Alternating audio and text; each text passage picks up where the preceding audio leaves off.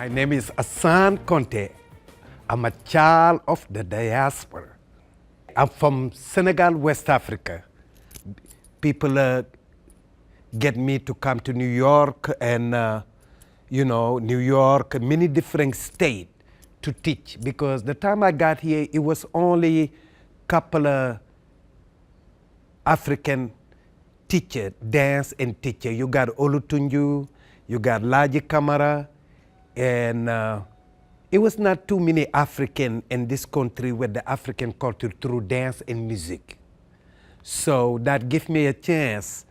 They were kind of have a little bit cultural from Nigeria, and little bit Baba Sangi was there, a little bit of Cuban, and little bit of Guinea. So I come kind of cover a little bit the West Africa side. So all those national ballet used to tour in United States. I was this is our chance to learn what they've been seeing every year for centuries. So that's the way I ended in traveling around the United States. And so I always like to dance. And, in Africa, it's about education first. I never did make the route. I've been going to, dance in the ceremonies when we have it in home, or I do it and I start joining 15. I start joining little dance company in Senegal. And soon the dance company got me out of Senegal. I never went back. I go back every year, but I went back because by that time I graduated and all of that in college, and then I'm free. Because Africa, just like I'm doing them here, you got to have the education, you got to have a good grade to be in Kankuran. And you got to go to college, come back to be in this professional dance company. I don't tolerate, because that's the way I grew up with. I did the same thing with my parents. They want to make sure you got to have that education. After you finish your education, whatever you want to choose to do, you do. And I choose the dancing. See, I didn't just stay in Senegal. I live in Burkina Faso, I live in Mali, I went to Guinea, I went to all those regions because Mali, Senegal, Guinea used to be one. And the same Mandingo tribe like me, they have them in Sierra Leone, they have them in, having in Guinea, they have them in Mali and Senegal. So I wanted to see what's the difference. You see, because we don't have a school of dance in Africa over the years, in my generation. So I use traveling and studying and writing and keeping it. And that's the reason why I always got a good memory with dance. Because we utilize our mind a lot in Africa. In Senegal, the amazing thing about it, after I graduated and left the company tour, I stay in Ivory Coast. And I'm based in Ivory Coast for 15 years. And I got a dance company there. I started the dance company there. That's the way I get more of my experience. And then from there, I live in many places in West Africa to study a little more about their culture and their dancing before I got here.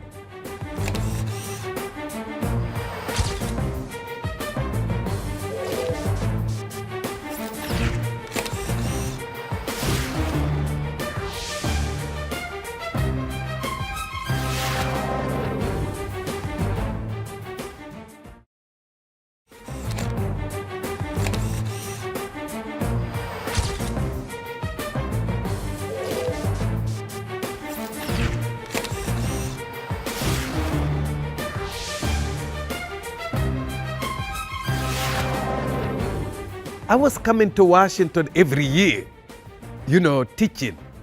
And I always wanted, this is the place I choose to move and start whatever I wanted to do the rest of my days. Washington was maybe that's the first place I teach. That's the one make my spirit always connected. And then also one thing about DC.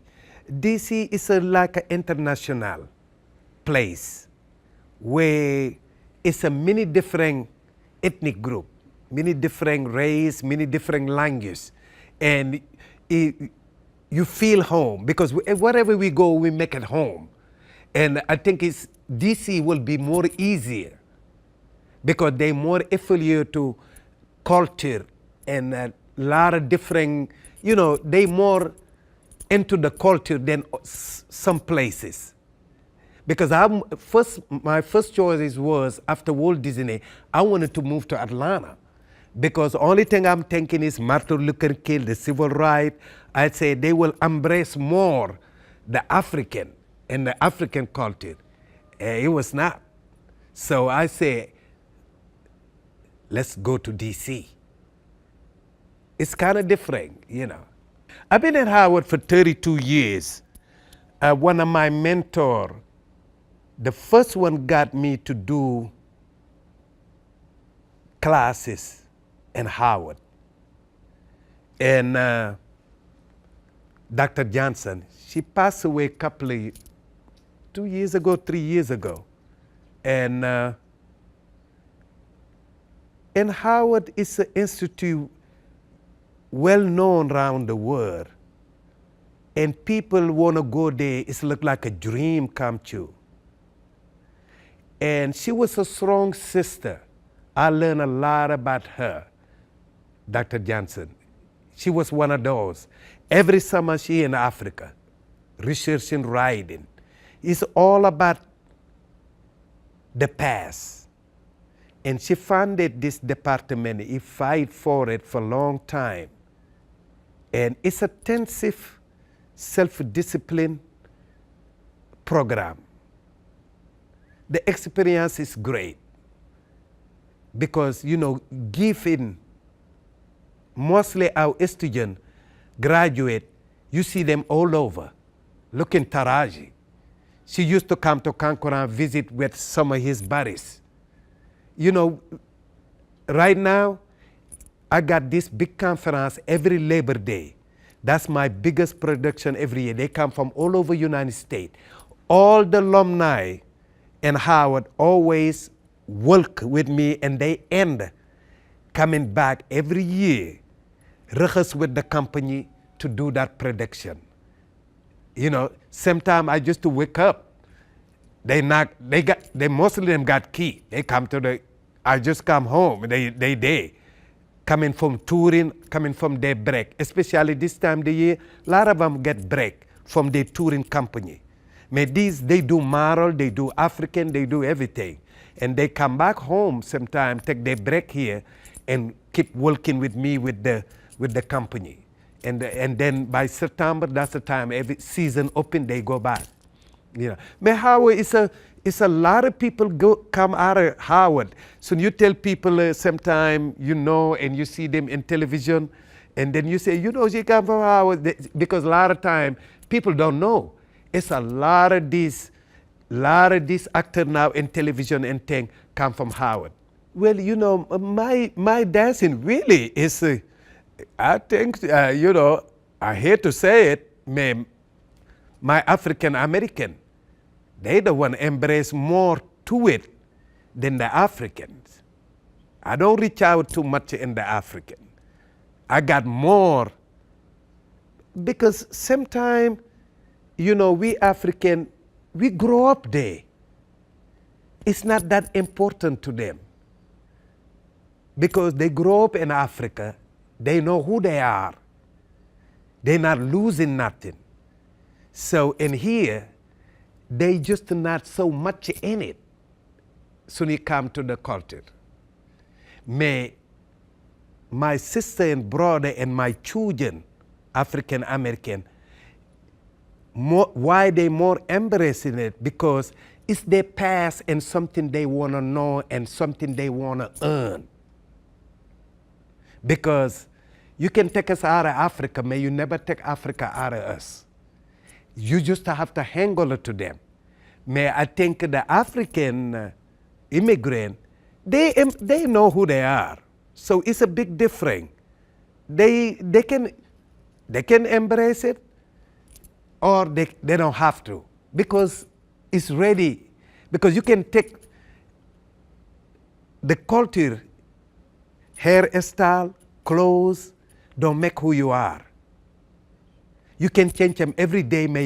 You never can change yourself.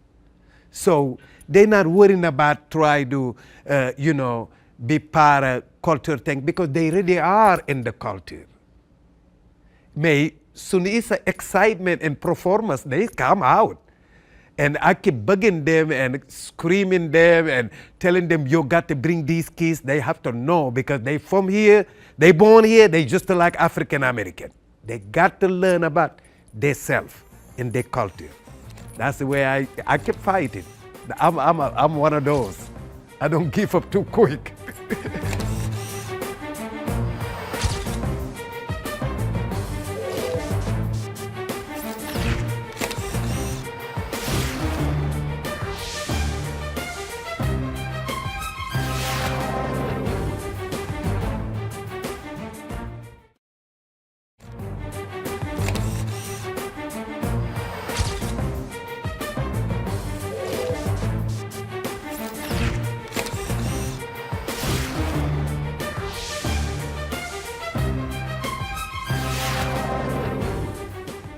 I've been doing it this long time. We all know, when you talk about the art, the challenges is, you see every day we wake up, we talk about our children in the street, dying, doing this. Only thing children need is a little attention. And so many of them, they got so many little organizations in DC, save so many children. And some of them right now, mank the help, they die out. For me, I refuse to let it go. Because we give so much to the community, they don't have any idea what's going on in DC beside this little circle downtown area. They just look like they're not part of it. You go to Ward 8, some of them never crossed the bridge. We go there, perform, we tell them, I just was in Beer. I was residence day for the whole year. Because the principal, all her children, they got their masters, they grew up with Kankuran. She wanted to have those kids little experience, and after that we have a big performance.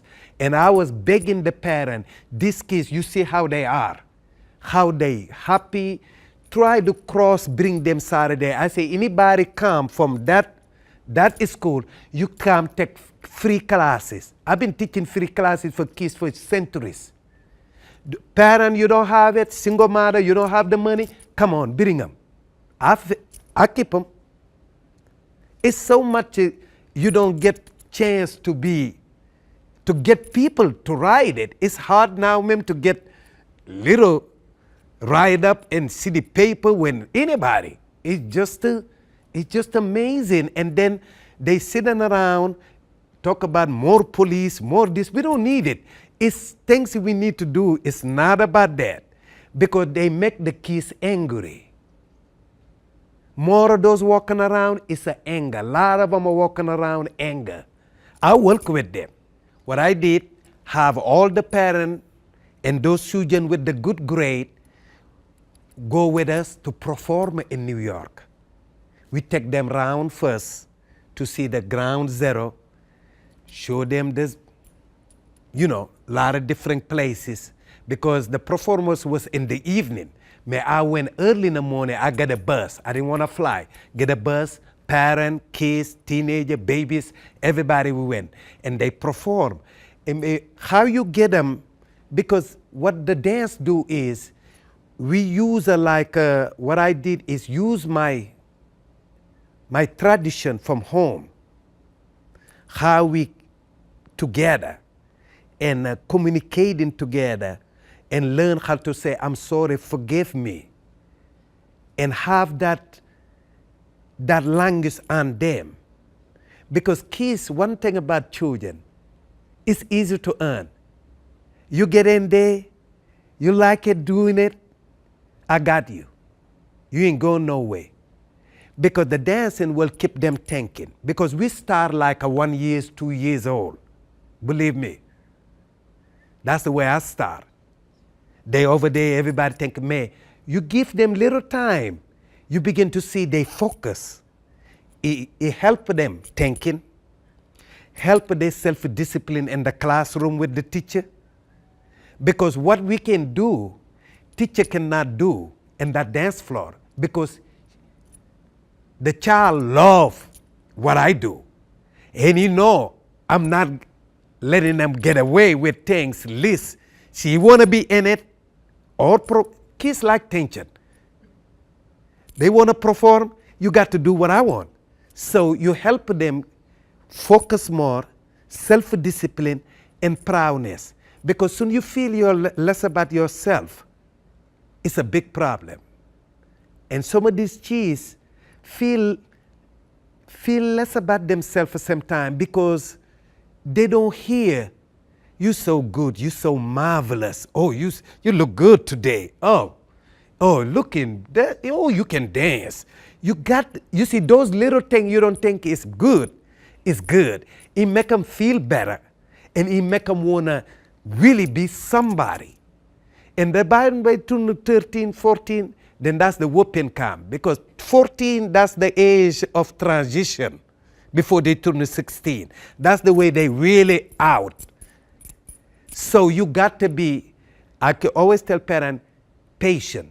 This is the transition. They get little snack, they little talk back.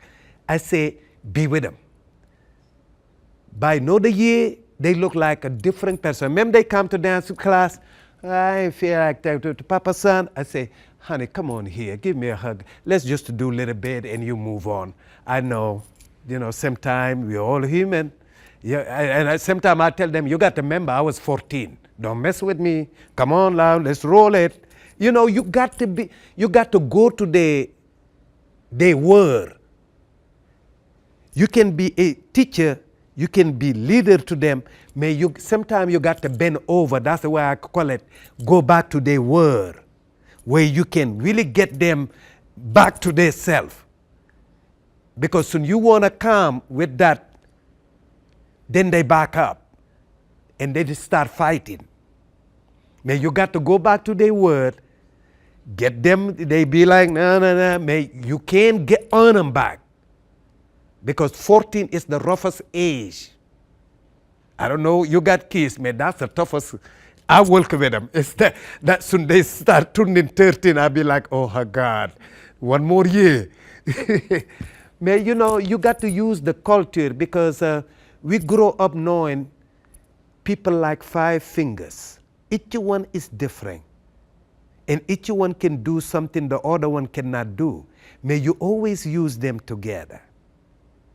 So you got to tell that to the kids 24 hours. That way they can learn how to accept each other. Because what kids do is they do things wrong to be accepted because somebody else doing it wrong. So we use our African way to let them know you got to be yourself. You don't have to imitate nobody to be accepted. We just use all the things we grow up on, get whooped for it to understand. We can do that here, whooping up there. We can give it to them in a different way. But you got to earn them. And to earn them, you got to be around their word and also be their mom and dad and everything else. That's the thing we have to do.